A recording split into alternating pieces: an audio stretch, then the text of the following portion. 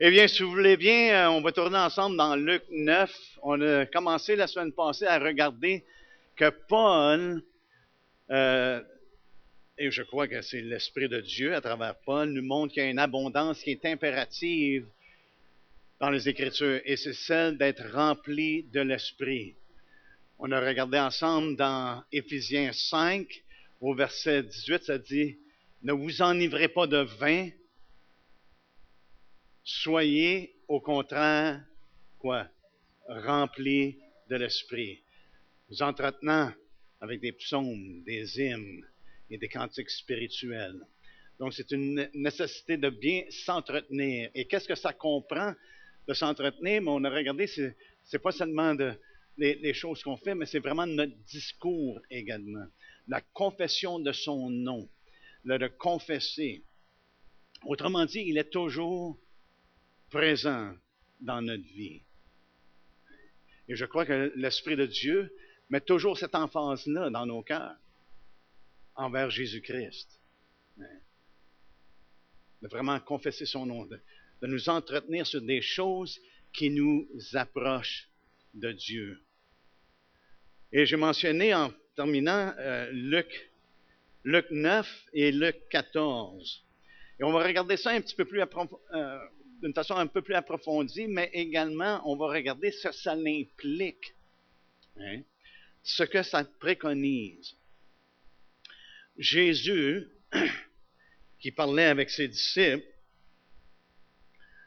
ça nous dit qu'il les a pris à l'écart. Au verset 18, dans Luc 9, un jour que Jésus priait à l'écart, ayant avec lui ses disciples, il leur posa cette question, « Qui suis-je au dire des hommes? » Ils répondirent, « Jean-Baptiste, les autres Élie, les autres qu'un des anciens prophètes est ressuscité. » Et vous, leur demanda-t-il, « Qui dites-vous que je suis? » Pierre répondit, « Le Christ de Dieu. » Ça voulait tout dire. Il était l'accomplissement de ce que Dieu avait promis, ce que les enfants d'Israël attendaient.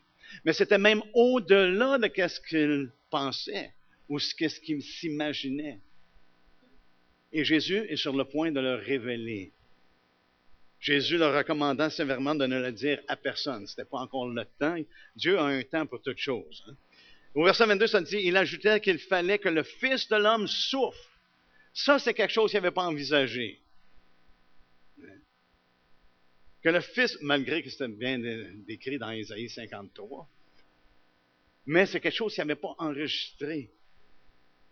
Il faut que le Fils de l'homme souffre beaucoup. Pas seulement qu'il souffre, mais ça dit souffre beaucoup. Qu'il soit rejeté par les anciens, par les principaux sacrificateurs et par les scribes. Qu'il soit mis à mort et qu'il ressuscite le troisième jour. Je dirais que c'est toute une révélation pour des gens qui s'attendent que le Christ, lorsqu'il va venir, c'est qu'il va s'asseoir sur le trône de David et qu'il va régner à partir de Jérusalem à ce moment-là. Mais là, il leur dit que le Christ doit souffrir beaucoup et qu'il doit être mis à mort. Mais la bonne nouvelle, c'est qu'il est ressuscité. Savez-vous quoi? C'est ce qui fait que l'Évangile est une bonne nouvelle. Pourquoi? Parce qu'il est vivant. Il est ressuscité. Et il vit maintenant, de nos jours, dans notre génération, autant que lorsqu'il a parlé aux disciples, parce qu'il était avec ses disciples. Après ça, ça nous dit au verset 23, puis il dit à tous. Maintenant, ça va au-delà de ceux qui étaient avec lui lorsqu'il était en train de prier. C'est comme si la scène change un peu et il y a d'autres personnes alentour. Là.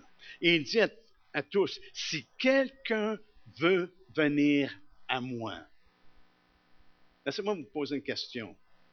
Si quelqu'un, ça fait référence à qui? Hein? Ça fait référence à qui? Ça fait référence à quiconque. Ça serait comme dire, quiconque veut venir à moi. C'est pas simplement quelques choisis. Non, c'est quiconque. Si quelqu'un veut venir après moi, qu'il renonce à lui-même, qu'il se charge chaque jour de sa croix et qu'il me suive. Et là, il fait une comparaison. Il fait une comparaison comme quoi, voici ce qui est nécessaire. Si quelqu'un veut venir à moi, voici ce qui est nécessaire. Pour quiconque. Parce que c'est si quelqu'un veut venir. Est-ce qu'il y en a ici qui ont dit, ouais, moi je veux venir. Hein? Si quelqu'un veut venir. Donc ça implique quiconque veut venir à Jésus.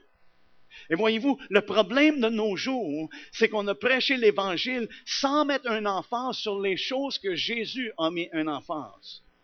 Pour ceux qui veulent suivre Jésus. Il leur dit, OK, car celui qui voudra sauver sa vie, là, il fait vraiment une distinction, une comparaison, car celui qui voudra sauver sa vie, la perdra. Mais celui qui la perdra à cause de moi, la sauvera. Frères et sœurs, si quelqu'un veut venir après Jésus, il faut qu'il perde sa vie. C'est ce que Jésus dit ici. Parce que celui qui veut la sauver va la perdre. Mais celui qui la perdra va la retrouver. Hein? Il va sauver sa vie. Et là, après ça, il nous dit au verset 25, « Que servirait-il à un homme de gagner tout le monde s'il se détruisait lui-même? » Et le mot qui est utilisé là, dans le grec, c'est intéressant, parce qu'il parle de gagner tout le monde, toutes les richesses, tout ce qui pourrait être acquis dans ce monde. Et le mot fait référence également, mais s'il se ruine. Vous voyez, on pense qu'accumuler toutes sortes de choses peut nous emmener quelque chose d'extra.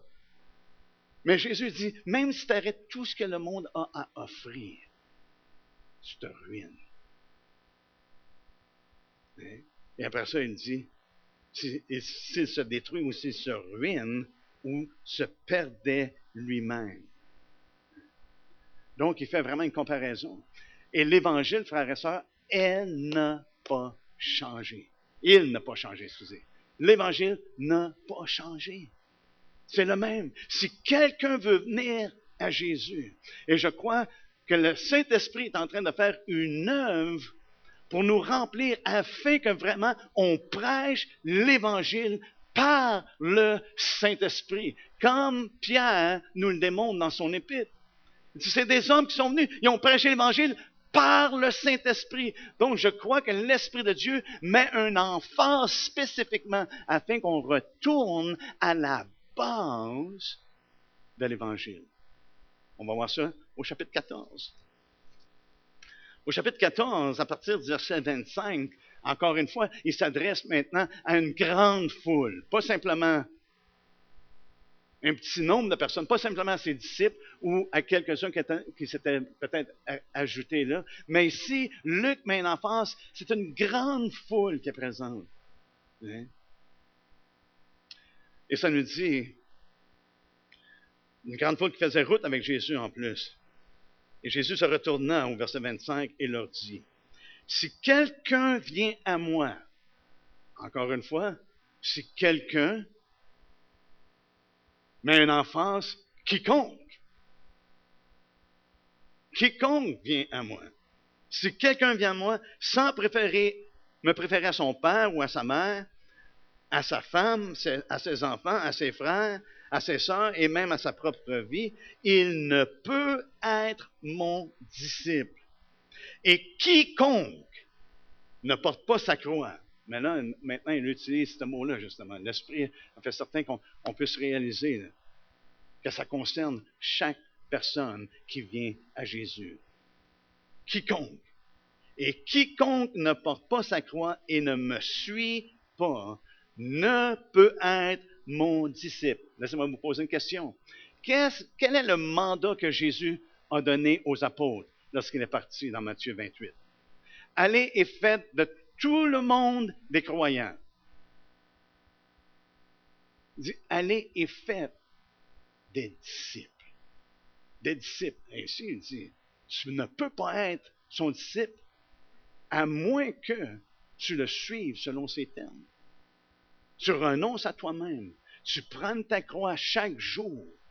Donc, c'est une relation avec Jésus qu'il veut avec nous quotidiennement. Que tu prennes ta croix et que tu le suives. Et ici, c'est ce qu'il fait mention, quiconque ne porte pas sa croix et ne me suit pas ne peut être mon disciple. Car lequel de vous, s'il veut bâtir une tour, ne s'assied d'abord pour calculer la dépense? Donc, il y a un prix, il y a un coût. Et Jésus met le coût devant nous, là. Il met le coût devant quiconque. Tu renonces à ta vie, tu perds ta vie. Tu renonces à toi-même. Tu prends ta croix et tu me suis. Ça, c'est si tu veux être un disciple de Christ. Et la parole de Dieu nous dit de faire les disciples. Mais regardez ce que ça dit par la suite. S'il ne s'assied pas d'abord pour calculer la dépense et voir s'il a de quoi la terminer, de peur qu'après avoir posé les fondements, il ne puisse l'achever. Et je crois que ça a vraiment un lien avec ce que Jésus a dit. Le fondement, Paul nous dit, il n'y a aucun autre fondement. C'est quoi le fondement? Hein? Jésus-Christ. Le fondement, c'est la repentance et la foi en Dieu. Hein? Dans Hébreux 6, c'est ça que ça nous dit. On ne posera pas de nouveau le fondement. La repentance et le renoncement des œuvres mortes et la foi en Dieu. Donc, une personne, ici, Jésus dit, c'est pas seulement de poser le fondement, mais c'est de bâtir sur le fondement. Et ça implique de suivre Jésus. Une personne peut croire en Jésus-Christ. Et beaucoup de gens professent de croire en Jésus-Christ. Mais ils ne bâtissent pas. Ils ne suivent pas Jésus. Et on va voir qu'une personne qui ne suit pas Jésus, c'est un chemin qui mène à la perdition. C'est un chemin qui mène à la perdition. Et après ça, il donne un autre exemple. Au verset 31, il dit, « Oh, quel roi, ou quel roi, s'il va faire la guerre à un autre roi, ne s'assit pas d'abord pour examiner s'il peut, avec 10 000 hommes, marcher à la rencontre de celui qui vient l'attaquer avec 20 000. S'il ne le peut, tandis que cet autre roi est encore loin, il lui envoie une ambassade pour demander la paix. » Et ça m'a toujours un peu...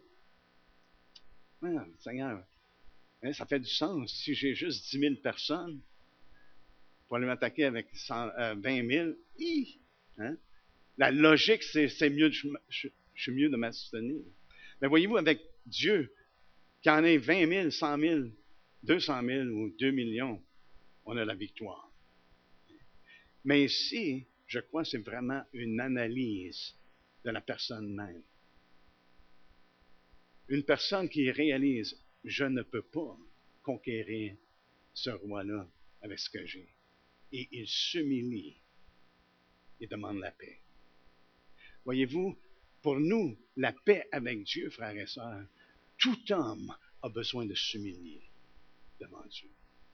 Il a besoin de s'humilier parce qu'on ne peut pas conquérir Dieu. On ne peut pas marcher dans nos propres voies et penser que ça va être agréable à Dieu. Que c'est assez bon pour Dieu. Combien de personnes j'ai entendu dire qui m'ont témoigné lorsque je leur témoigne de Jésus, « Ah, je m'arrangerai bien avec lui, mais je suis là. » Oh my, tu ne réalises pas avec qui tu as affaire. Hein? Ça prend de l'humilité.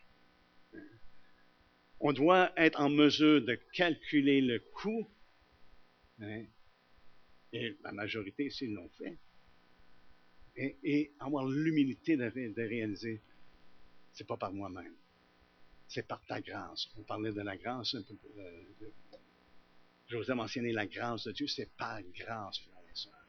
Mais la grâce, savez-vous quoi, elle est donnée à ceux qui s'humilient. Dieu résiste l'orgueilleux, mais quoi? Il fait grâce à qui? Hein? Il fait grâce aux uns. Alléluia. On a besoin de s'humilier devant lui. Mais ce que Jésus fait référence ici, qu'est-ce que ça préconise?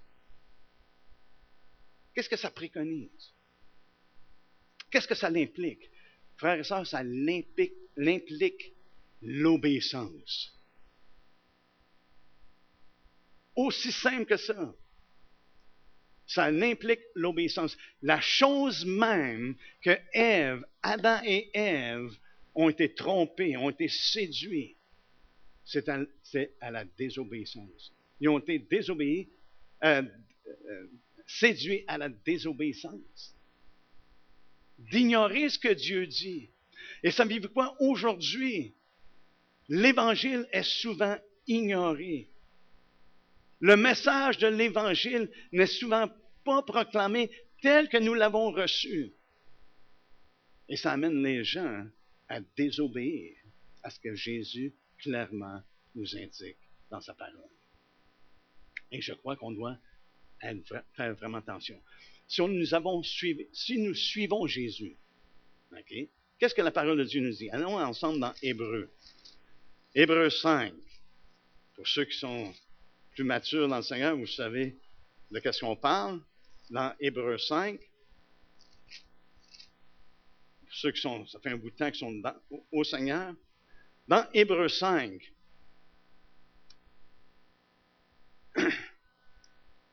ça nous dit au verset 7, c'est lui qui, dans les jours de sa chair, parlant de Jésus, a présenté avec de grands cris et avec larmes des prières et des supplications à celui qui pouvait le sauver de la mort.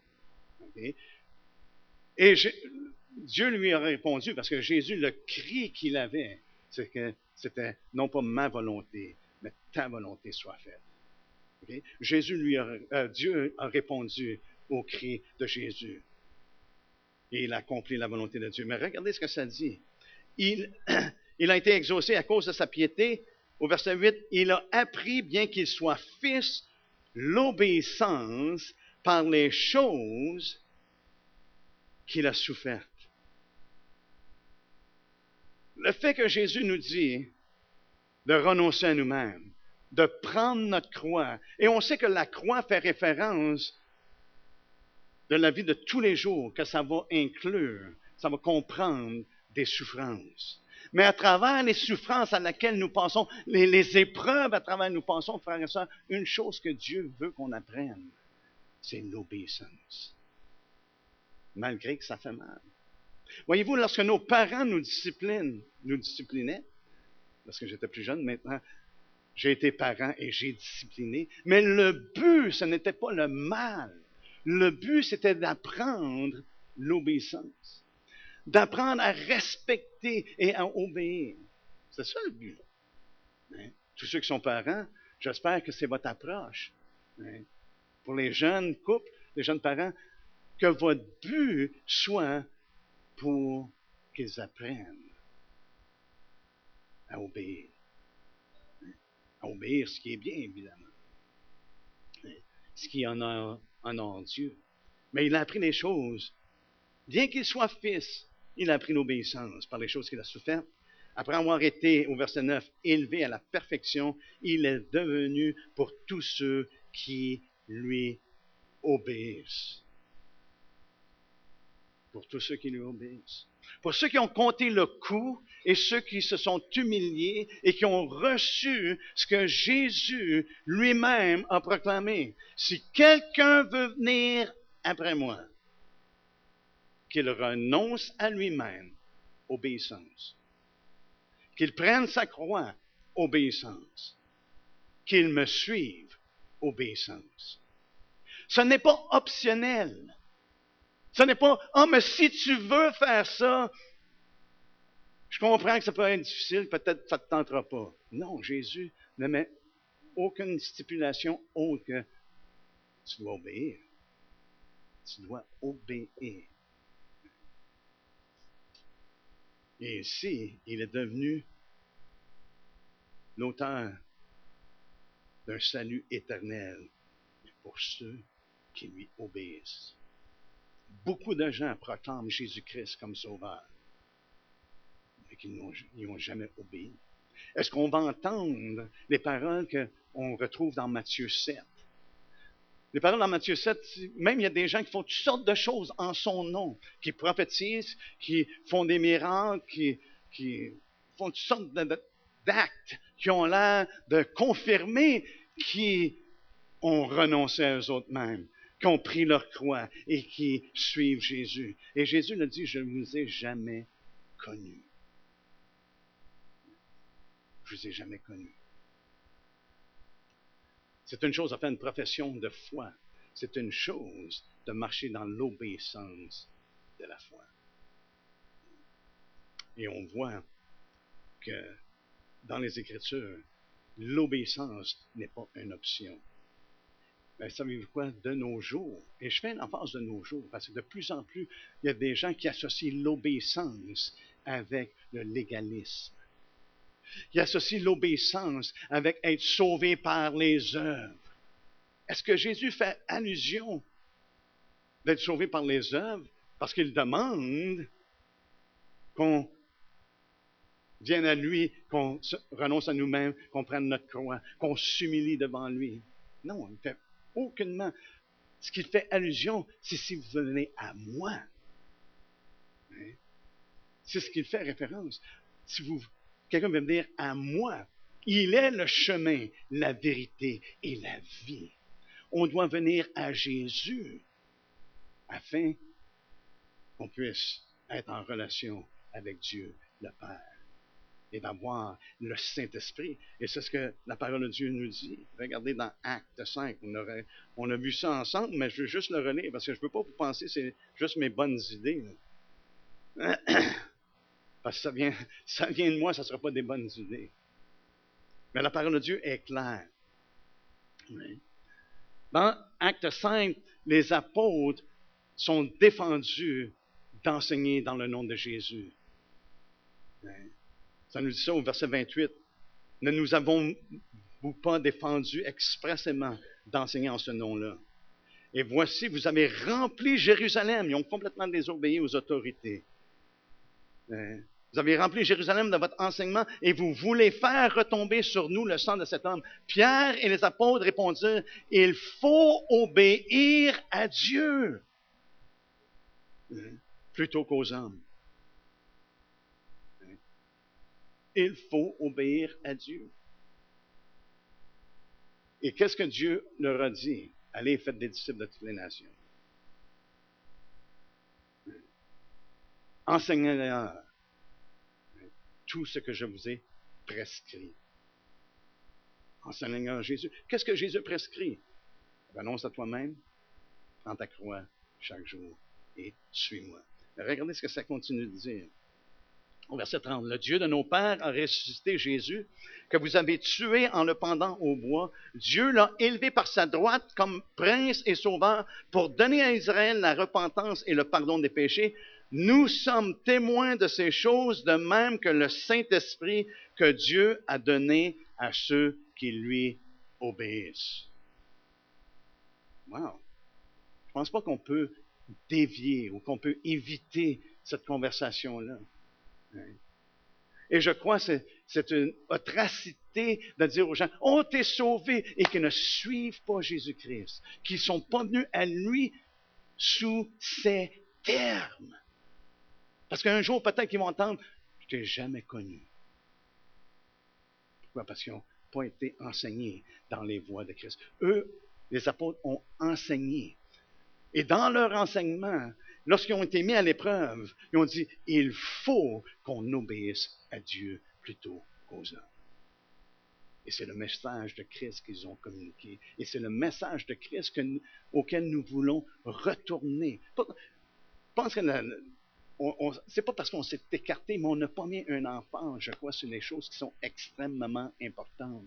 Et surtout, que ceux qui n'obéissent pas ne peuvent pas avoir l'Esprit de Dieu parce qu'il est donné à ceux qui lui obéissent. C'est quelque chose. Là, ça ne veut pas dire qu'on n'a pas de manquement. Parce que si je dis, est-ce qu'il y en a qui ont déjà désobéi à Dieu, je vais être le premier à lever mes mains. Mais on est sauvé par grâce. Voyez-vous, on le reconnaît lorsqu'on a manqué. On le reconnaît lorsqu'on Seigneur, je ne t'ai pas écouté. Seigneur, je ne t'ai pas obéi. Et savez-vous ce que ça fait? Ça vient nous chercher dans notre cœur. Pourquoi? Parce que Christ est dans notre cœur. Hein? Ça nous attriste. Pourquoi? Parce qu'on a attristé l'Esprit de Dieu. Et je crois que c'est chose normale pour quelqu'un qui a reçu Jésus-Christ, qui marche dans ses voies. Allez avec moi dans Romains 6. Romains 6. On ne prendra pas de tout le lire, mais je vous encourage à le lire. Mais on va regarder à partir du verset 15. Parce que là, Paul va vraiment mettre en emphase qu'est-ce que ça a de l'air d'obéir. Ça nous dit, quoi donc? Pécherions-nous parce que nous sommes non sous la loi, mais sous la grâce? Loin de là. En anglais, ça dit God forbid. C'est vraiment, il y a une emphase, c'est vraiment que Dieu ne permette pas ça, vraiment que Dieu empêche ça. Ne savez-vous pas qu'en vous livrant à quelqu'un comme esclave pour lui obéir?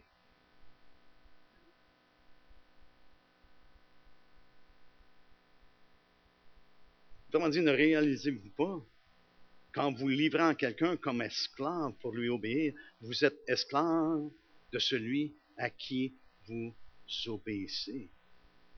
Soit du péché qui conduit à la mort, soit de l'obéissance, on se livre à l'obéissance qui conduit à la justice.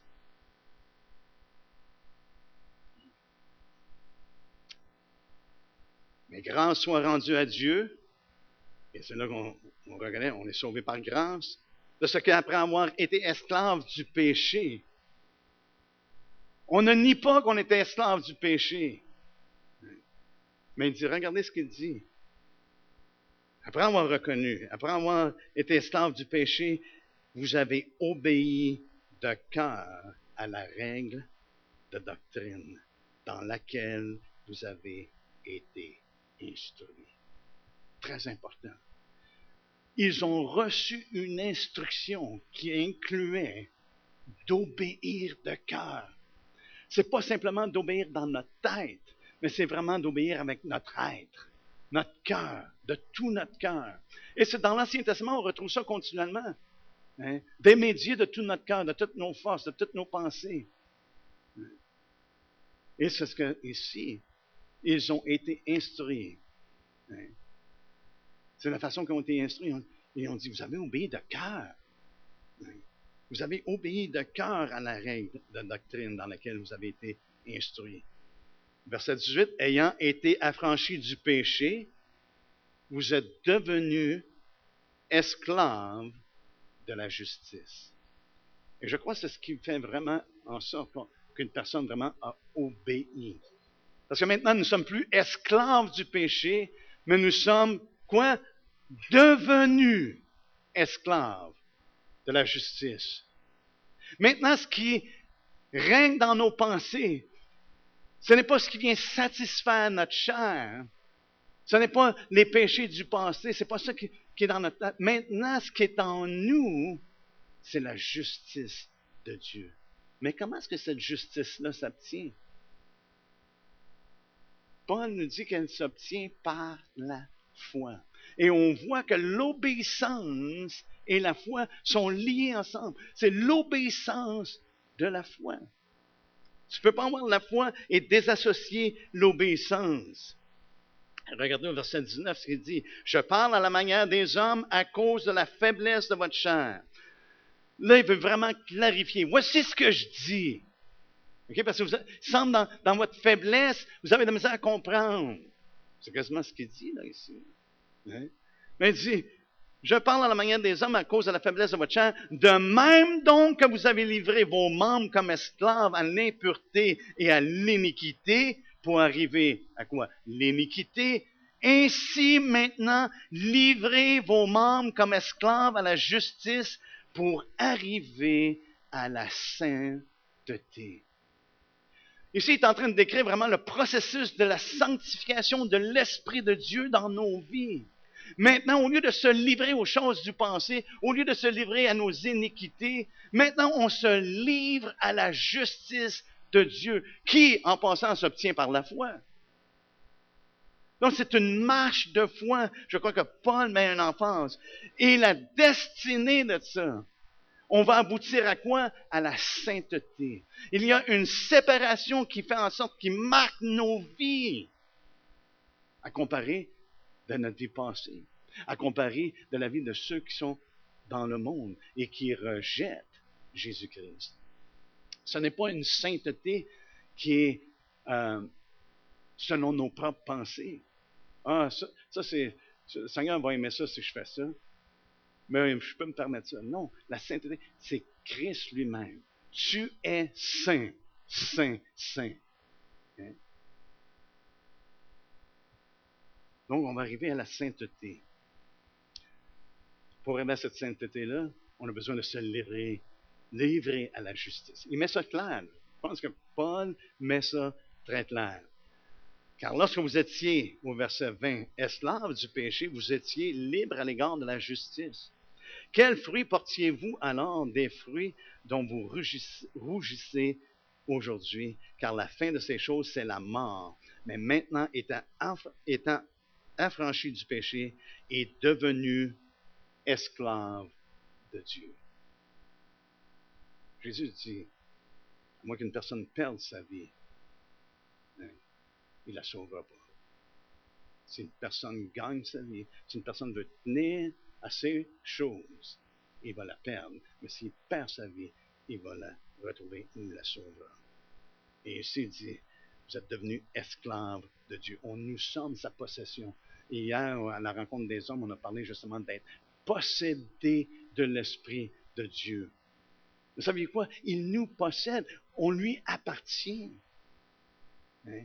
Et maintenant, nous sommes esclaves de Dieu. Autrement dit, qu'est-ce qui était demandé d'un esclave? Qu'est-ce qui était l'attente qu'un maître avait envers son esclave? L'obéissance. Hein? L'obéissance. Et c'est ce que le Seigneur a admiré justement du centurion, n'est-ce pas? Lorsqu'il dit à mon fils qui est malade, mais tu n'as pas besoin de venir, j'ai juste une parole et il va être guéri. Parce que moi, je suis sous autorité et j'ai des hommes sous mon autorité et je dis à un, fais ci, fais ça. Je dis à j'ai mon esclave, fais ça. Et ils le font. Ils obéissent. Et je crois qu'on voit, de plus en plus, je vois à travers la parole de Dieu, justement, que le Seigneur a mis une emphase sur l'obéissance. Spécialement, je crois que c'est l'œuvre du Saint-Esprit. C'est la marque, c'est une des marques que l'Esprit est à l'œuvre dans nos cœurs. Et je crois, je ne sais pas si vous le ressentez comme nous on le ressent, mais je crois que le Seigneur est en train de faire quelque chose au sein de l'Assemblée, au sein de nos vies personnelles, mais au sein de l'Assemblée. Et cette œuvre-là de l'Esprit, je crois, met une emphase afin que nous soyons obéissants, qu'on devienne obéissants. Et on voit ça dans les Écritures. On y reviendra. Alléluia. Donc, on voit que l'obéissance conduit à la justice. Mais ça nous dit, j'ai lu verset 22, mais maintenant, étant affranchi du péché et devenu esclave de Dieu, vous avez pour fruit la sainteté. Une personne qui est obéissante envers Dieu, le fruit est observable. Vous avez pour fruit la sainteté et pour fin la vie éternelle. Alléluia. On a un verset ici. On te fait connaître, ô homme, ce qui est bien et ce que l'Éternel demande de toi. Lorsqu'une personne demande quelque chose, est-ce que vous pensez que ça a une implication d'obéir? Ce que l'Éternel demande de toi, que tu aimes la miséricorde, que tu pratiques la justice, que tu aimes la miséricorde et que tu marches humblement avec ton Dieu. On sait que Dieu résiste aux orgueilleux. On doit marcher humblement. Mais tout ça demande, le terme demande justement de lui obéir. Paul, dans les Écritures, et dans Romains, encore une fois, si on va au Romains 1, ça nous donne la base pour qu'est-ce qui est à venir dans ce chapitre-là. Et ça nous dit, Paul, qui a annoncé l'Évangile de Dieu au verset 1, qui était mis à part pour annoncer l'Évangile de Dieu. Au verset 2, ça dit « Évangile qui avait été promis auparavant de la part de Dieu par ses prophètes dans les Saintes Écritures. Il concerne son Fils. C'est ce qu'on retrouve dans Romains 1. L'Évangile concerne le Fils de Dieu, Jésus-Christ, qui lui nous a dit exactement, si quelqu'un veut venir après moi, qu'il renonce à lui-même, prenne sa croix et qu'il me suive. Il n'y a aucun doute là-dessus. Mais Paul ici va mettre une emphase. Que vu c'était ça, lui, sa part. Qui était mis à part pour ça, de prêcher l'Évangile, d'annoncer l'Évangile qui concerne le Fils. Et ça nous dit au verset 5, par lui, par Jésus-Christ, par lui nous avons reçu la grâce et l'apostolat pour emmener en son nom à l'obéissance de la foi tous les païens. Le but de Paul, ou l'appel de Paul, et ce que Dieu avait requis de Paul, était d'emmener à l'obéissance de la foi les païens. C'est un ministère envers les païens qu'il y avait.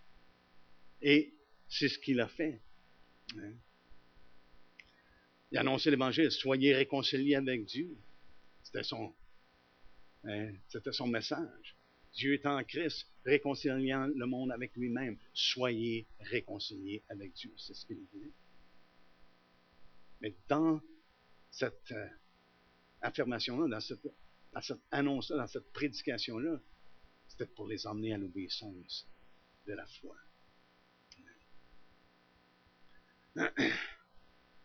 Si on va au chapitre 15, c'est comme il commence et il fait référence à la fin de cette lettre. Et ça nous dit que Paul a sujet de se glorifier. A sujet de se glorifier dans les choses de Dieu. Ça nous dit. Et ça, c'est au verset 15, ça dit, cependant, à certains égards, je vous ai écrit avec une sorte d'hardiesse, comme pour réveiller vos souvenirs, à cause de la grâce que Dieu m'a faite d'être ministre de Jésus-Christ parmi les païens, je m'acquitte du divin service de l'Évangile afin que les païens soient une offrande agréable, étant sanctifiés par l'Esprit de Dieu. Verset 17, j'ai donc sujet de me glorifier en Jésus-Christ pour ce qui regarde les choses de Dieu. C'est ce qu'il dit. Car je n'oserais pas mentionner une chose si Christ ne l'avait pas faite par moi. Pourquoi?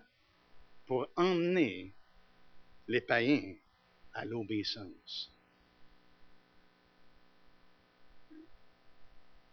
Paul n'avait pas changé le message, n'avait pas changé son mandat. Son mandat était clair et il l'a communiqué clairement dans la parole. Mais regardez ce que ça dit par la suite. Il dit, pour emmener les païens à l'obéissance par la parole et par les actes, par la puissance des miracles et des prodiges, par la puissance de l'Esprit de Dieu. Mais c'est associé avec emmener les gens à l'obéissance. La parole qu'il a prêchée, emmener les gens à l'obéissance. Les actes qu'il a accomplis, pour emmener les gens à l'obéissance. Par la puissance des miracles, pour emmener les gens à l'obéissance. Par des prodiges, pour emmener les gens à l'obéissance. Par la puissance de l'Esprit de Dieu, pour emmener les gens à l'obéissance. Tout ça était pour emmener les gens à l'obéissance. Ainsi, depuis Jérusalem et les pays voisins, jusqu'en Illyrie, j'ai abondamment répandu l'Évangile de Christ. Et en répandant l'Évangile de Christ, c'était pour emmener les gens à l'obéissance. C'est pas seulement d'accepter Jésus. J'aime pas vraiment le terme accepter, je l'ai mentionné ici souvent, parce que les gens, pratiquement beaucoup de gens acceptent Jésus. Ils acceptent ce qu'il a fait, ils acceptent qu'il est venu sur la terre, ils acceptent, peut-être qu'il est ressuscité, ils acceptent. Mais la parole nous dit de le recevoir. Et c'est là qu'il vient dans le cœur. Recevoir la parole. Ça prend une racine. Afin que les gens soient vraiment fondés dans la parole. Fondés en Jésus-Christ, sur le bon fondement. Et on sait que Paul n'a pas pris son mandat à la légère. Dans ses combats, et on doit combattre. On est dans un combat. On doit combattre les uns pour les autres également. Des fois, on a besoin des uns des autres, n'est-ce pas? Mais Paul, dans ce combat-là, dans 2 Corinthiens 10, il nous parle, on va juste lire le verset 5 parce que là, le temps avance, mais ça nous dit au chapitre 10, 2 Corinthiens 10, 5, nous renversons les raisonnements et toute hauteur qui s'élève contre la connaissance de Dieu et nous amenons toute pensée captive à l'obéissance de Christ. Il prenait ça au sérieux, là, de répandre l'Évangile, d'emmener les gens à l'obéissance. Puis il dit, on renverse les forteresses, on renverse les faux raisonnements. Et aujourd'hui, nous avons des faux raisonnements qu'une personne peut confesser Jésus-Christ, dire que je crois en lui et de marcher dans leur propre voie, sans obéir. Et je vous le dis, ça se répand de plus en plus. Je l'ai mentionné à maintes reprises. Mais une personne a simplement allé sur les médias, les réseaux, et à quel point maintenant c'est rendu que l'obéissance est regardée comme étant une œuvre. Comme un salut qui est par les œuvres. Ou c'est du légalisme.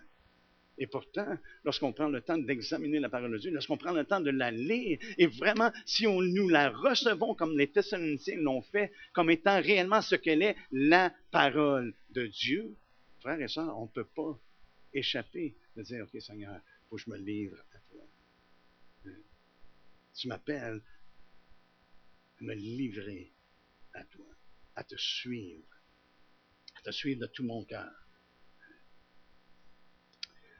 Et savez-vous quoi? Paul fait mention, juste auparavant, au chapitre 9, que l'obéissance est un sujet de gloire.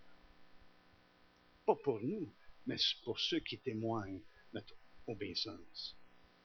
Regardez au chapitre 9. Au verset 12, ça nous dit, car le secours de cette assistance, les Corinthiens avaient bien répondu, ils avaient donné, ils avaient assisté les gens. C'est-à-dire, car le secours de cette assistance, non seulement pourvoit aux besoins des saints, mais il est encore une source abondante de nombreuses actions de grâce envers Dieu. Alléluia, les gens ont reçu, on dit, Dieu a pourvu à nos besoins. Alléluia. Mais ça nous dit ici, au verset 13, en considération de ce secours dont ils font l'expérience, ils glorifient Dieu de votre obéissance. C'est dans la profession de l'Évangile de Christ. Ils glorifient Dieu. Man, c'est des gens qui obéissent. Ils ont obéi à l'Évangile de Christ. Et Dieu nous a bénis à travers nous. Et de la libéralité dont vous donnez envers eux et envers tous. Il prie pour vous parce qu'il vous aime à cause de la grâce imminente que Dieu vous a faite. L'obéissance. Vous êtes obéissants.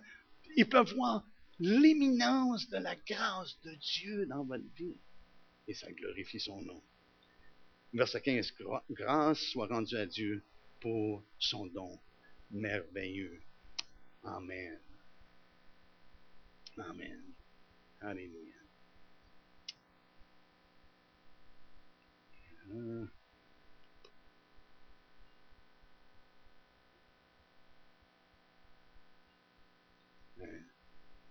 Je pense que on va couper ça ici. On finira la semaine prochaine. Et la semaine prochaine, on va regarder à Pierre. Pierre est un des disciples. Paul est un disciple qui a été enseigné par l'Esprit. Révélation de Jésus-Christ qu'il a reçu. Mais Pierre a marché avec Jésus. Et on va voir que ce que l'Esprit lui a l'a inspiré, l'a poussé à parler, à écrire, je crois qu'on concorde exactement ce que Jésus a enseigné tout au long de son ministère sur la terre. Et ce même message qu'il a donné, il nous le donne aujourd'hui. S'applique à nous, frères et sœurs. Parce que je ne voudrais pas qu'il y ait de surprise. Pas de surprise. Ah, mais Seigneur, je pensais que simplement croire en toi, ça suffisait. Là. On sait ce que Jacques a dit, n'est-ce pas? Et il y a une comparaison dans les Écritures. Jacques nous dit clairement que montre-moi ta foi sans les œuvres, puis je vais te montrer ma foi par mes œuvres. Tu dis, tu crois, c'est beau, mais les démons croient et ils tremblent. Donc, on voit que dans les Écritures, l'obéissance est vraiment liée à la foi. Donc, au lieu de commencer ça, on va finir la semaine prochaine. Est-ce qu'on peut se lever ensemble, s'il vous plaît? Alléluia. Seigneur, on te remercie pour l'œuvre de ton esprit au sein de l'Assemblée, dans nos cœurs personnellement et dans le cœur, Seigneur Dieu, de l'Assemblée comme un tout, ton corps. On te remercie parce que tu rends les choses claires dans ta parole. Et tu nous donnes, Seigneur Dieu, un désir de vouloir prendre au sérieux ta parole telle que l'Esprit nous l'a révélée.